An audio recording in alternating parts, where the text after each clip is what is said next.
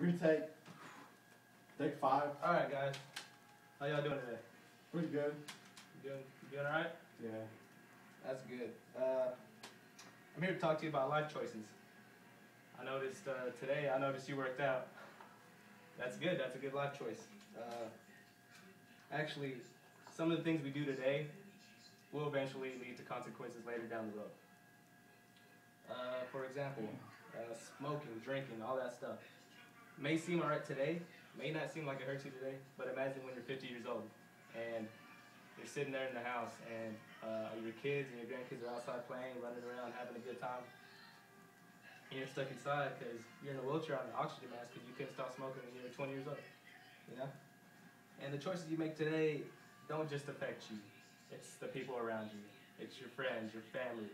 They gotta deal with your smoking, the secondhand smoke, your drunkenness, all that stuff. I mean, it's not just you. And eventually, whenever you come down with some kind of disease, they got to be there for you and help you out. So it's not just you, it's everybody around you. For example, my grandfather and my father both suffer from diabetes. Something that could have been prevented if they would have cut back on the drinking. They made a life choice to keep going with it, and it couldn't be stopped, and eventually it led to diabetes.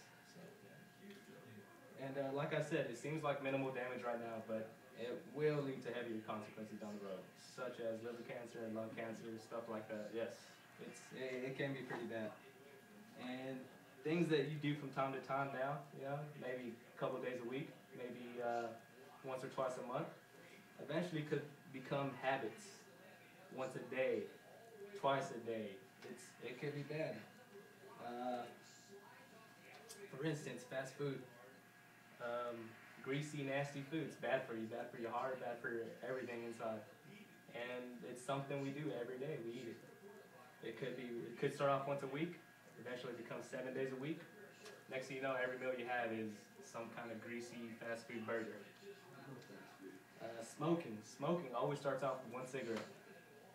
Drinking your first beer, and eventually becomes 2 cigarettes a day. You know, a pack a week, a pack a day, 2 packs a week. And that is not going to lead you anywhere. Nowhere good. But these things that I mentioned, they can be stopped, they can be prevented. And saying no is difficult at first. Saying no to a beer, saying no to that cigarette. Peer pressure is hard. It's hard. It's definitely something that it takes courage, and but once you do it, you feel a lot better about yourself, and it makes your body feel a lot better too. Maybe going out to eat, instead of getting that greasy burger, you order a salad instead. There's a good start right there. When smoking, there's lots and lots of products out there for smokers who are trying to quit. You don't have to quit cold turkey. You don't have to just stop smoking. They got products out there like the nicotine patch that you can start out with. Nowadays they got cigarettes that don't have tobacco in them, so you still get that. You get that urge to smoke. You can smoke, but you know there's no tobacco, which is great. That's a great start. And also, maybe you get that urge to drink, or you get that urge to smoke.